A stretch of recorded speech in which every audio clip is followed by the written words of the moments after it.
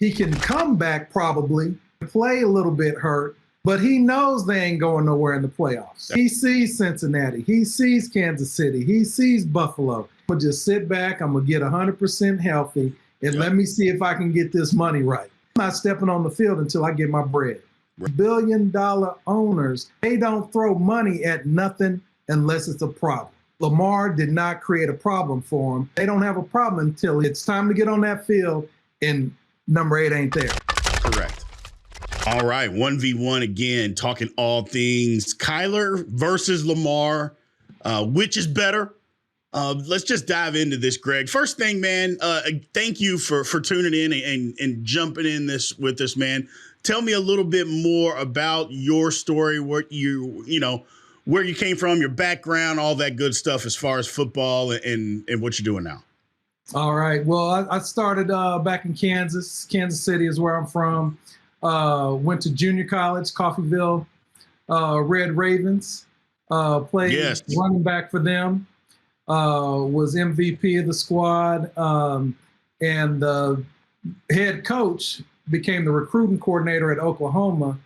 And then his first year of recruiting, he brought me and Darnell Walker over to OU. And from there, that was it. That was kind of my dream, to play in the Big 8. Absolutely, man. Same way. I went to Coffeyville too, as you know. You played for Dick Foster. I played for Skip Foster. Yep. So I understand everything about being a Red Raven, man. So I get it. I get it. So getting into this thing, man, with Kyler. Look, I know you live out there in Phoenix. You're a Kyler guy. Yep. I like Lamar. They got some differences. Tell me a little bit about your preference for Kyler versus Lamar. Well, first of all, I love both of them. When Lamar won the Heisman, I was one of the only ones out here yelling, "Oh, he got it. He got it." I just knew he had it. Sure. So I love Lamar. I love, mobile quarterbacks. I love the, how they can break down the defense with their feet. And both of them, picking who's better or who's worse, it's really, they're really right there equal, to me. But being an OU guy, I lean a little bit more toward Kyler. Sure. The things I like about Kyler, I think he's a little bit better passer. I think he's a little faster. And I think he's not just he runs less. He runs to, just make things happen rather than like how Lamar does it in Baltimore. He's running as, a running back. They use him like a running back. I mean, the big difference between those two, with Lamar, you're going to get about 400 more yards rushing a year. Right. And probably 3 or more rushing touchdowns a year. So, right. But I just like the passing of Kyler just a little bit more than Lamar. Gotcha. And the difference for me is I just think Lamar is a little bit more dynamic, kind of what you mentioned. They use him as a running back. He can be used as a running back.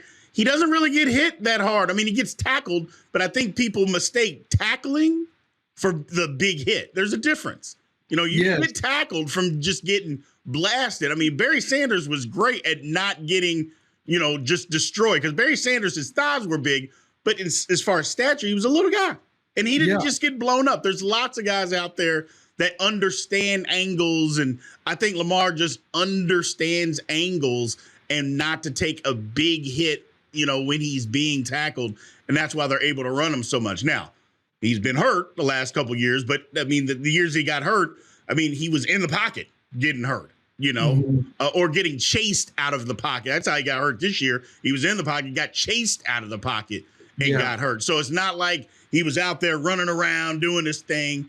Same thing with Kyler. Kyler was outside the pocket trying to make something happen because the play broke down. It wasn't it wasn't a design run or something like that. Kyler was even worse because non-contact. I mean, Christmas, So I will say that's the main difference. The thing for me, obviously, I mean, I grew up in Louisville. I'm a diehard Louisville fan. And so I love Lamar Jackson.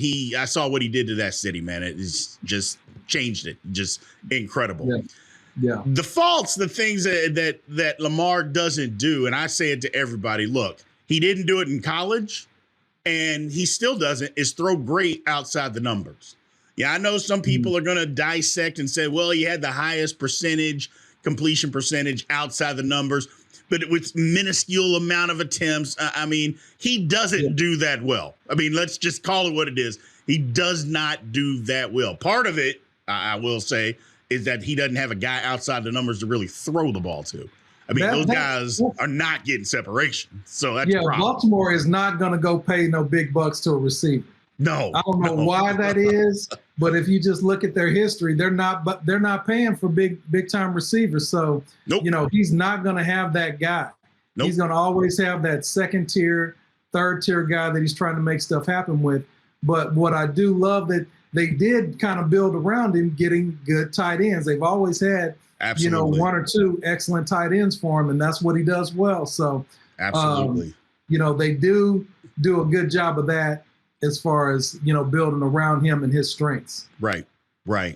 Thing for me about Kyler, he does all those things well.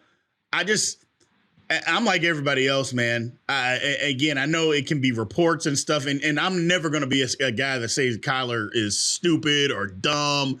Anybody that says that, they got an agenda, and I just don't deal with people, you know what I'm saying, that have agendas. But you saw it this year. He tends to blame everybody. He blames everybody. Now, he'll get up there and say, I got to do this, I got to do that. But you see it on the field, him yelling and screaming. Now, granted, Kingsbury is an awful coach, and he got fired. But was part of that because it was Kyler not necessarily playing that well? I don't know. You tell me. Well, I think it's a little bit of both. Mm-hmm. Kyler was not having the Kyler year that he had the year before. No, that's right. Kingsbury was not having the play calling year that he had the year before. Nope. They started with Hopkins out because of the suspension. Mm-hmm. That hurt them and that set them back. They got some injuries in the receivers early in the year, so they got a bad start. And after the bad start, they just could never really get the ball rolling and get everybody on the same page. Absolutely. The dislike I have for Kyler is kind of in the vein that you were in, is that he does feel himself. He thinks he's the shit, and he knows he's good. And he does a lot of things that he shouldn't do that are, in college, he used to be able to just kind of pirouette and back out of the pocket and get to the outside.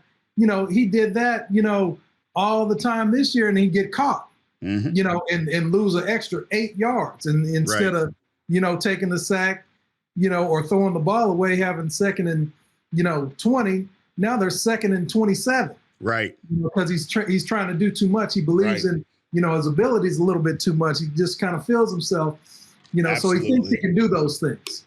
And that's, if he gets the better coaching, I think you can coach some of those things out of him. Hey, throw the ball away, live to get another down, because you got the talent to move the ball down the field, like the best in the league.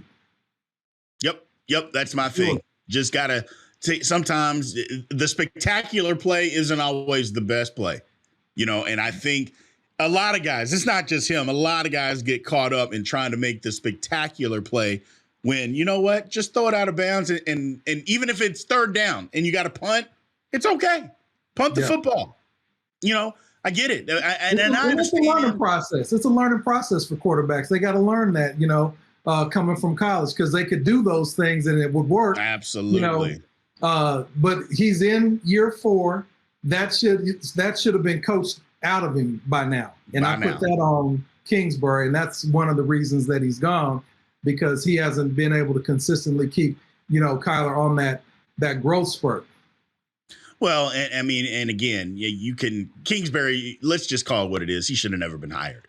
He should have never got the job. I know why they hired him, the familiarity that he had with them, but come on, man. He just never should have gotten that position. And to me, that did more damage than good with Kyler, because what it did early, it showed that, okay, these things are working early, but just like I know, NFL defenses will always catch up.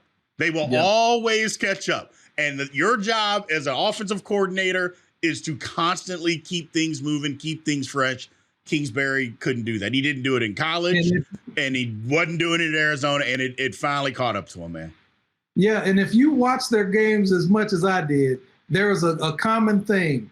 They come out good in the first half. The second half, they struggle. Yeah. And they struggle because Kingsbury did not make adjustments. He was not a halftime adjustments guy, but the defense was adjusting. Now they're getting the stops and they're able to win the games. That was the difference between what happened this year and what happened last year. Last year they were getting out to big leads. I mean, Kyler and D-Hop had that thing going. That thing was humming. Right. And they'd get these big leads, and then they'd come back and they'd be close at the end. This year, they just didn't have that big enough lead to where when that other team makes that push, they were getting blown out in the second half. Right. Well, and another thing is, I mean, they got decimated by injuries. Decimated by injuries. And I also think, I mean, they made that trade on draft day. Is it safe to say that Hollywood Brown is a bust? I mean, can we say that now? We can say that. I'm in agreement. He had a couple good games in Baltimore. I got excited when we got him down here in Arizona because I thought him and Kyler would get it going. But, I mean, it was just not there. It was not there between those two for some reason. So hopefully we get a new coach in here that'll give us something to be happy about out here in Phoenix. Gotcha. Absolutely. I understand wholeheartedly. So diving in a little bit deeper, who's better? I mean, let's take aside the biases of who you like better, and all that, and but who do you prefer? Who do you actually think is the better quarterback, Kyler Murray or Lamar Jackson? If you're starting your franchise today, who do you take? I'm going to take Kyler Murray. And the reason I'm going to take Kyler Murray is, he's only 1 year behind Lamar. Mm-hmm. Lamar's been in the league 5 years, I think since 2018. Kyler got in 2019. In those 5 years that Lamar's been the quarterback, he's never passed for 4,000 yards. Right. He did have 2 great years where he rushed over 1,000, won MVP 1 year, but we're a long way from that now. That's 2019, and he hasn't come close to that Lamar since. Okay. With Kyler, he's 3,800, 3,900, 4,000 yards, every year consistently. He's going to get you another 400, 500 on the ground. And I think because of that, the little bit better passing numbers is what's going to give me to lean toward Kyler to give him the nod. Gotcha. So now here's my pushback with that is, and again, I don't dislike anybody, I mean, that's not my thing. I prefer Lamar. The one thing that you mentioned is Lamar had a couple of good years where the 1 year that he won the MVP, he also led the league in touchdown passes. Now, whether they were 20 yards down the field or whatever, it doesn't matter because they count everybody's touchdown passes. And the guy led the NFL in touchdown passes, which is a hard thing. That's right. That's a hard thing to do. It doesn't matter if they were all 1 inch passes, So there's that. You also get a different dynamic with Lamar, and Lamar's smart. Now, again, I'm not saying that Kyler's not. So that's not what I'm saying. Lamar's smart. He understands certain complex offense. I mean, Bobby Petrino ran a complex offense at Louisville. People don't know that or may not know that, but he did, and Lamar had it mastered. So, but the one thing that I will say, and you can give me your feedback, is you have never ever heard anybody that's been in that locker room in Baltimore say one bad thing about Lamar. You have not heard that from anybody. That means the guy's a leader and they love him. They galvanize to him. He's working hard and they love him. you've heard that. Lamar is definitely a dog for sure. Yes. You know, he is a dog for sure. And even when they went to him from who was quarterback before he came in. Yeah. When they went to him, that showed me something because I didn't think they'd go to him that quickly. Correct. But he obviously had something that everybody in that locker room knew. Hey, no, that's the guy. He's the one needs to be back there. And they got him back there, and he's been holding it down ever since. Yeah. I gotta give him that. That's the reason that I prefer or would take Lamar over Kyler Murray. That's the reason for that alone. I mean, you can match them up because, again, the skill sets, while they may be a little bit different on how they get stuff done, for the most part, they get it done. I think Lamar does more with less. I think that's clearly obvious because he doesn't have a D-Hop. You know, he doesn't have anybody like that. On the flip side, you know, Mark Sanders, great. Ertz is not him either, but he's still really good, you know, but they rely on Lamar for so much of their offense because they rely on him to get you close to 1,000 yards rushing too. So that for that reason, and again, it's just the leadership thing for me. You know, it's that's my whole thing. And again, you don't know what's true. We're not in a locker room, you know, so, and we've both been in locker rooms before. So you know how all that works. You know, a lot of things are going to stay in house, even if you know, you're not in there, whatever, if there's problems. But the bottom line is people have never come out and said anything about Lamar Jackson. Now, maybe they will. I don't know. I don't see that happening in the near future. And all I hear is people love him, you know, and you don't necessarily hear all of that about Kyler. Doesn't mean everybody hates him. Doesn't mean the majority of people hate him or a few. It just means you've heard that. And that's the reason. And you don't hear that if there's not a little bit of truth to it. You know what I'm saying? It's always the saying is always true. Where there's smoke, there's fire. So there's, you know, there's something there, you know, but, you know, I look past that. I see the athleticism and the way he can, you know, just change the game, you know, with his legs as well as his arm. I mean, he throws a dart, you know, on the deep ball. He does. He fell off a little bit this year. I saw where his numbers, you know, his long passing numbers took a big drop from the year before. Right. But he was one of the top 3, you know, passers of long passes, 20 yards down the field, I think, the year before. So, gotcha. He's gonna sling that thing for sure. He is. Now, I know we talked about who we would take. The future, obviously, coming off injury. Look, Kyler got his contract. Yeah. Lamar doesn't have his. I personally, now that we're this deep in the season, I don't think Lamar Jackson is hurt. I take that back. I think he got hurt. I think he's healthy enough to play maybe 70, 75%. And Lamar saying, nope, I'm not taking another snap until you all pay me. We've had this argument before where we talked about Lamar. It seems like him getting hurt has actually helped him in this situation because they stink without him. They stink without him. I mean, it's clear. They are terrible. I know everybody, Huntley, he ain't Lamar. He ain't even close to that. And they stink without him. And I think he sees it and he's like, you either pay me or I'm not playing. You can franchise me if you want to. I'm not taking it. I'm not playing. I just believe that. I congratulate Kyler on getting it. Now, him coming back from this injury, we're going to see what happens with that.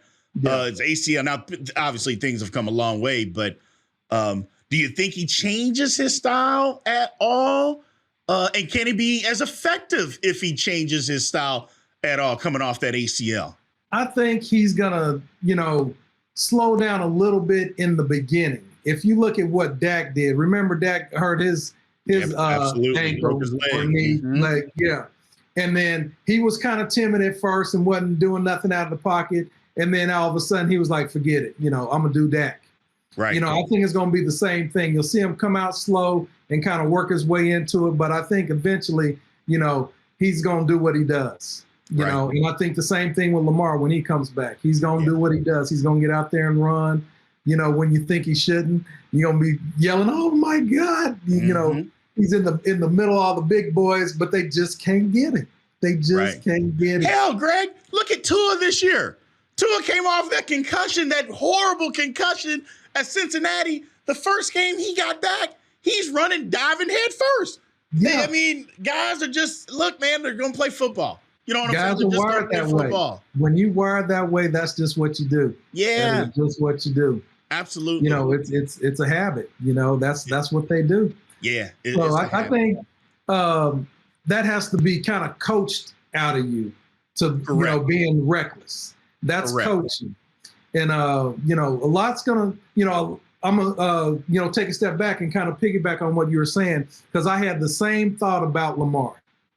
I thought that, he can come back probably and play a little bit hurt, but he knows they ain't going nowhere in the playoffs. That's right. He sees Cincinnati. He sees Kansas City. He sees Buffalo. He know they ain't going nowhere. Nope. So he's like, you know what? I'm going to just sit back. I'm going to get 100% healthy and let me see if I can get this money right. Yep. I was hoping and wishing that he got it done this year because I know how these organizations are. I've seen them, do it a million times. And if you don't get it at that, when that rookie contract is up, they gonna franchise you. And now he has to take the stance that Kyler took where he said, I'm not stepping on the field until I get my bread. Right. Well, and you got to do it early too. Yeah. So you got to do it early. You're right. People didn't like how Kyler's agent did it, coming out and saying what he said. But hey, you gotta let them know. Yeah. Because these owners, these billion-dollar owners, they don't throw money at nothing unless it's a problem. Correct.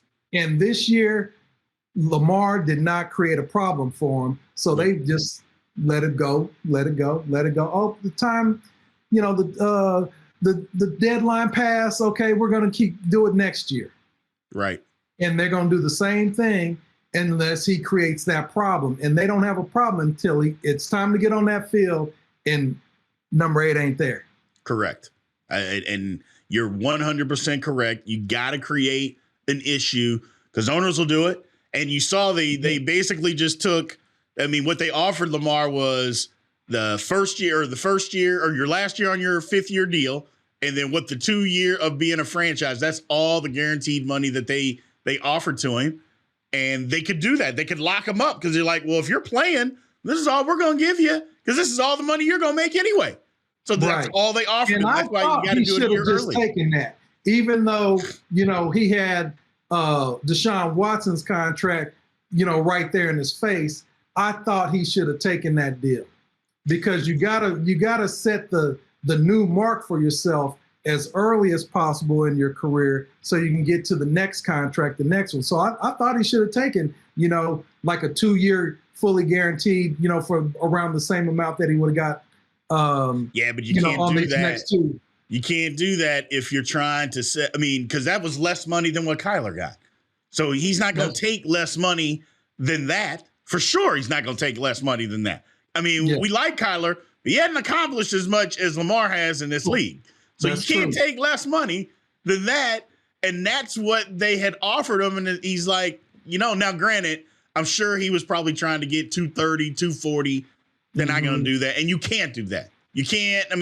Cleveland is going to pay the price for that. They're already paying the price because they're a horribly run organization, but they're going to pay the price when they don't have no players. Yeah, he had told them no, and then they came back and they had to go over the top. Exactly. It's something ridiculous to get him to change his mind. Exactly. Because he had already told them no. Right. And they had already lost Baker, so then they were like, oh, who we going to have? We're going to be stuck with Flacco? Correct. We could go on about all year about how bad of an organization Cleveland is, but that's a conversation for another day. But I get it, man.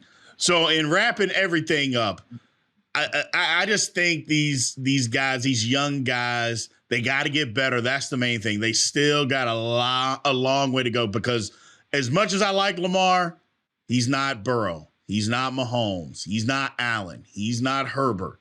He's not even when Watson is playing and Watson is right. He's not him either.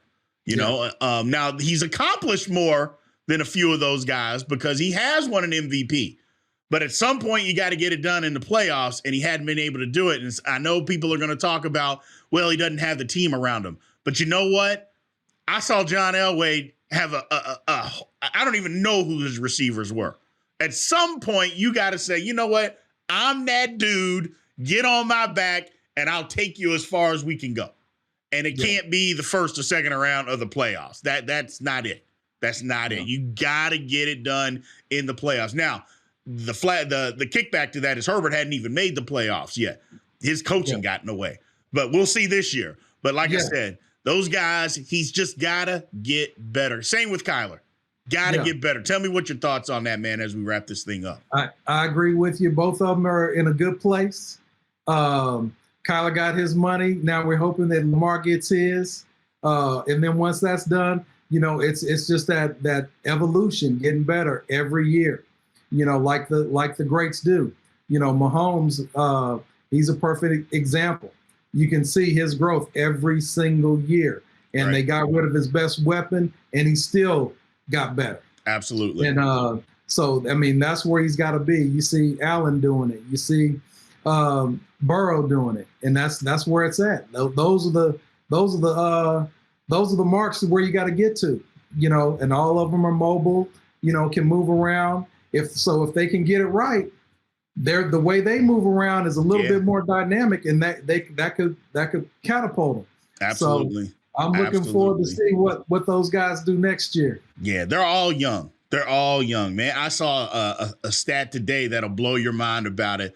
Is Lamar Jackson's 25, Stetson Bennett, who just won the national title for Georgia, 25. And Lamar's been in the league for 5 years. That's crazy. It's crazy. It's crazy. That is crazy. I mean, just imagine Lamar Jackson right now playing college football. I mean, it wouldn't even be fair. It literally would not be fair. So he's still got a lot of years left, man, if he does this thing right. So I appreciate you joining us today, man. Tell us a little bit about what you got going on, Greg. Well, I got a little bit of everything going on. I got, I work for a financial services company. That's kind of my main deal. It takes up most of my time. Right. And then I started a solar business, generating leads for solar salespeople out in the streets, you know, knocking on doors, giving them, you know, preset leads so they can stay out the heat out here in Phoenix, knocking on doors, trying to get people to get solar. I got you. And that's doing really well for me. And then recently I just started a coffee business. Okay. Ran into a guy, just opportunity fell in my lap and, you know, just took it. You know, got coffee sourced from all over the world, you know, and drop shipping it, you know, all over the world. So it's, it's getting off the ground. Now it's going real good. It's called blackbuddhacoffee.com. Go there, get you some, and start your day with a cup of serenity. There you go, brother. I appreciate it. Thanks, man, again for joining in and talking to us, man. We appreciate it. We'll have you back as many times as you want to be back, man. All right, man. I look forward to seeing you next time. Absolutely. Thank you. You bet.